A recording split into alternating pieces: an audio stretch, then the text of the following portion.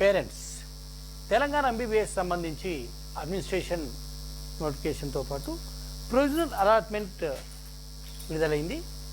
College వైజ్గా web అలాట్మెంట్కి సంబంధించి phase వైజ్గా కనుక మీరు చూసుకున్నట్టయితే ఇక్కడ ఈ సైట్లోకి వెళ్ళేసి మీరు వెబ్ అలాట్మెంట్ ఫేజ్ నెంబర్ 1 చూసుకోవచ్చు.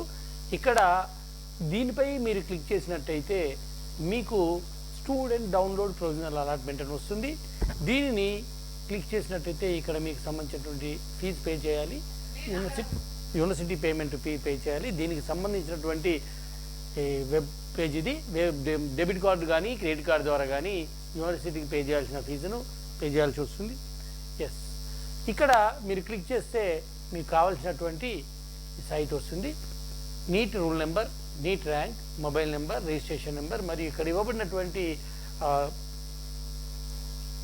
సఫిక్సెస్, స్మాల్ లెటర్ అయితే స్మాల్ లెటర్, క్యాపిటల్ అయితే క్యాపిటల్ ఇక్కడ ఎంటర్ చేయాలి. అలా ఎంటర్ చేసిన తర్వాత ఇక్కడ మీరు సబ్మిట్ కనుక క్లిక్ చేసినట్టయితే మీకు ఏదైతే ఎస్బీఐలో ఉండేటువంటి ఫీజు పే చేయడానికి కావాల్సినటువంటి వస్తుంది. ఆ తర్వాత మీ సింగిల్గా మీకు అలాట్మెంట్ చేయబడినటువంటి ఆ లెటర్ను మీరు డౌన్లోడ్ చేసుకోగలుగుతారు.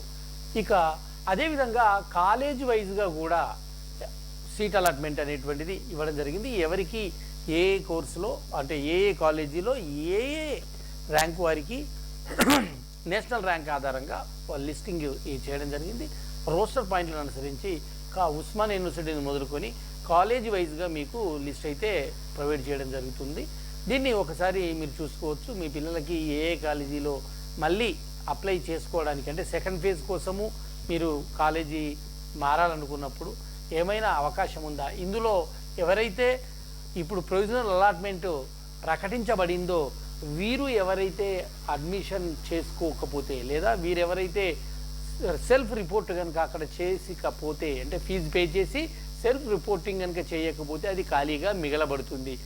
దాన్ని సెకండ్ ఫేజ్లో ఎవరైతే ఎంబీబీఎస్ సెకండ్ ఫేజ్కి నోటిఫికేషన్ వచ్చినప్పుడు దాంట్లో మనం అప్లై చేసుకోవాలి.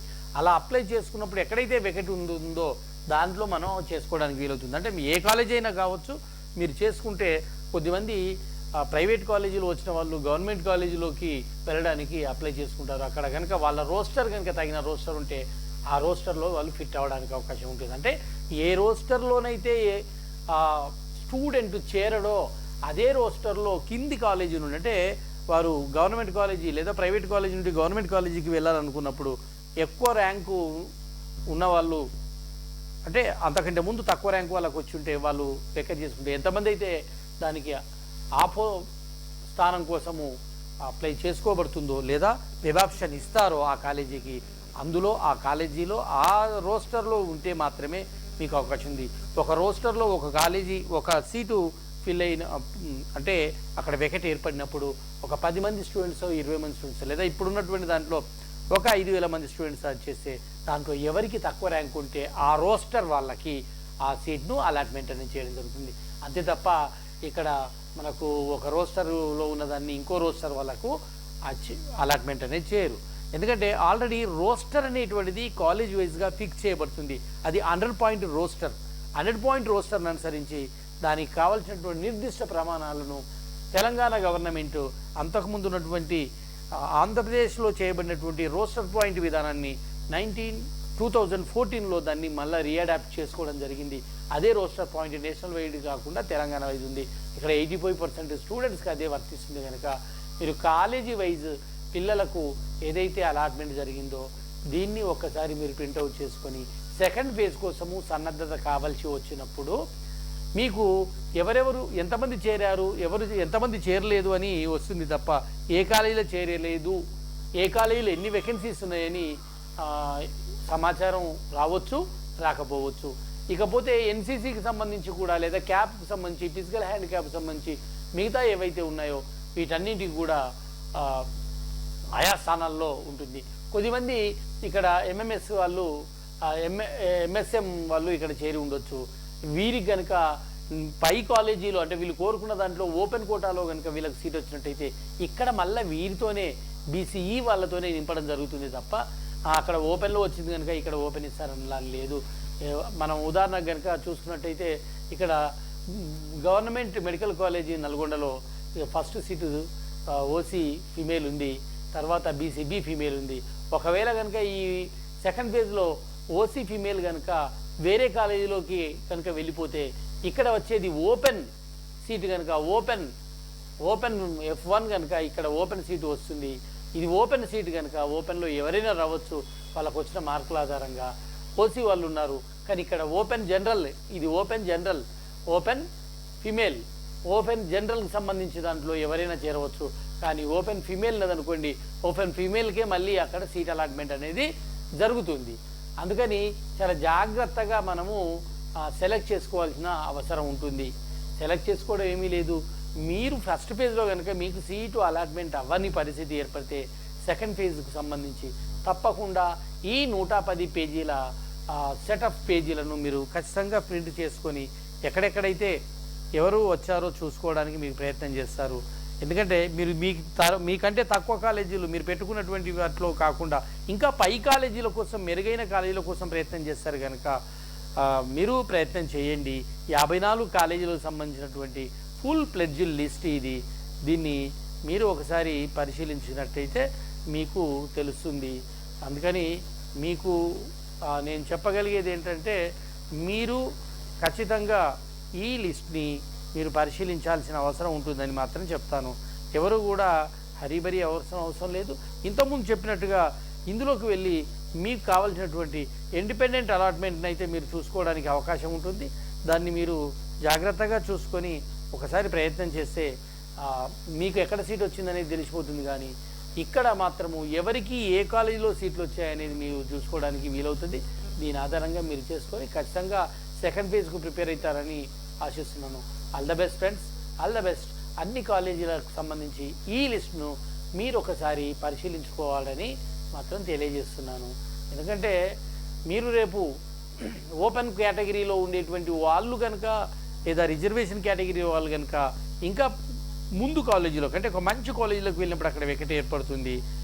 తర్వాత ఇంకా కోర్టు ఆదేశాలు అనుసరించి ఇప్పుడు ఎవరైతే ఈ 144 మెంబర్స్ ఉన్నారో వారికి సంబంధించినటువంటిది కూడా ఇక లిస్టు అనౌన్స్ చేయడం జరిగింది. ఆ లిస్ట్ ఆఫ్ ద పిటిషనర్స్ వీళ్ళ లిస్టు కూడా ఇక్కడ మనకు ఇవ్వడం జరిగింది.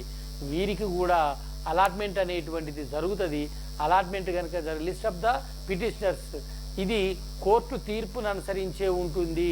కోర్టు తీర్పు ఎప్పుడు కూడా విద్యార్థి భవిష్యత్తుకు ఆటంకం కలిగించదు. మీరు రీసెంట్లీగా ఒక ఎన్ఐటీలో వచ్చిన ఐఐటీలో సీట్ వచ్చినటువంటి స్టూడెంట్కి ఇన్ టైంలో ఫీజు పే చేయకపోవడం మూలంగా ఆయనకు సీటు రాలేదు. అయితే సుప్రీంకోర్టు ఏం చెప్పిందంటే అతడు పేదరికంలో ఉండడం చేత అది కట్టలేకపోయాడు. ఇన్ టైంలో సీట్ వచ్చింది కానీ టెక్నికల్ కారణాల చేత ఆయన ఫీజును మీకు చేరలేదు కనుక ఖచ్చితంగా ఆ అబ్బాయికి సీట్ ఇవ్వాల్సిందే, హాస్టల్ ఇవ్వాల్సిందే, ఆయనకు అందరిలాగా బెనిఫిట్స్ ఇవ్వాల్సిందే అని కోర్టు నిన్ననే తీర్పు చెప్పడం జరిగింది. అందుకని ఎప్పుడు కానీ విద్యార్థుల భవిష్యత్తుతోని కోర్టు ఎప్పుడు వ్యతిరేకంగా విద్యార్థుల భవిష్యత్తుకు వ్యతిరేకంగా ఎప్పుడు ఉండదు. కనుక ఇంకో విషయం ఏంటంటే ఇప్పుడున్నటువంటి సుప్రీంకోర్టులో ఎవరైతే మిగతా వాళ్ళకు కూడా ఇవ్వాలని వెళ్ళినటువంటి దానికి సంబంధించి మీద కూడా ఈ సంవత్సరము ఒక్క సంవత్సరానికి మీరు ఈ రిజర్వేషన్ సిస్టంలో ఎవరైతే అప్లై చేసుకున్నారో వాళ్ళందరికీ అవకాశం ఇవ్వాలన్నారు. ఒకవేళ ఏ కారణము చేతనైనా మిగతా వాళ్ళకు కూడా అవకాశం ఇవ్వమని కనుక అంటే ఇప్పుడు ఇచ్చినటువంటి ప్రొవిజనల్ అలాట్మెంట్లు అన్నీ కూడా రద్దయ్యే అవకాశం ఉన్నదని మాత్రం గుర్తుపెట్టుకోండి. మళ్ళీ కొత్త వెబ్ ఆప్షన్స్ పెట్టుకోవడానికి అందరికీ అవకాశం ఇస్తే ఈ ప్రొవిజనల్ అలాట్మెంట్ అనేటువంటిది మళ్ళీ చేంజ్ అయ్యేది అవకాశం ఉంది. అందుకే ప్రతి దానిలో కూడా సుప్రీంకోర్టు తీర్పు మేరకే కోర్టు ఆదేశాలను అనుసరించి అని మాత్రమే ఇవ్వడం జరుగుతున్నాయి. ఇది గుర్తుపెట్టుకోవాలి. ఇప్పుడు సీట్ వచ్చినంత మాత్రాన అందరికీ సీట్లు వచ్చినట్టు కాదు. అందుకని ఆల్ ద బెస్ట్ ఫ్రెండ్స్, మీకు మంచి జరగాలని కోరుకుంటాను. మీకు మేలు జరిగితే నేను సంతోషిస్తాను. మీ పిల్లలకు బంగారు భవిష్యత్తు కోసం మీరు కలలు కంటున్నారు. వాళ్ళ బంగారు భవిష్యత్తు ఇప్పుడు కోర్టు చేతిలో ఉంది. ఎందుకంటే పాలకులు కొన్నిసార్లు చేసినటువంటి తప్పిదాల మూలంగా ఇప్పటిదాకా ప్రొలాంగ్ అయింది. ఎట్టి పరిస్థితుల్లో కూడా అక్టోబర్ 31 లోపు ఈ అడ్మిషన్ ప్రాసెస్ అనేటువంటిది క్లోజ్ అవ్వాల్సిన అవసరం ఉంది కనుక తప్పకుండా మీరు కాలేజీ వైజ్గా ఉన్నటువంటి లిస్టును కానీ ఈ హైకోర్టు ఇచ్చినటువంటి దాని మీద సుప్రీంకోర్టు స్టే ఇచ్చేసి మళ్ళీ గురువారానికి తీర్పుకు వాయిదా వేసింది కనుక ఇప్పుడు మళ్ళీ దాని మీద కూడా చర్యలు చేపట్టడానికి అవకాశం ఉంది.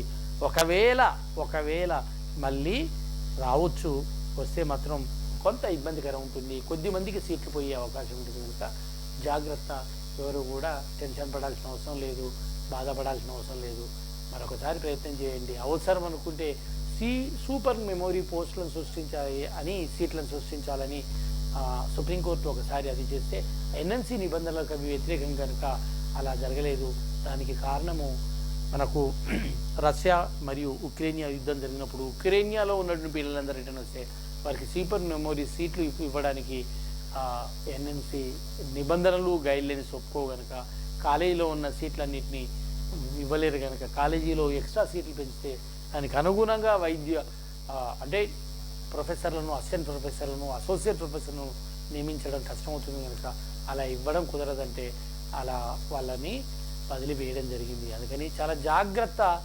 ఇప్పుడు ఇది కోర్టు తీర్పును అనుసరించి మాత్రమే ఇప్పుడున్నటువంటి ప్రొవిజనల్ అలాట్మెంట్ ఉంటుంది, కాలేజ్ వైజ్ అలాట్మెంట్ ఉంటుంది. ఇందులో మార్పులు చేర్పులు జరిగే అవకాశం ఉంది. జాగ్రత్త ఫ్రెండ్స్.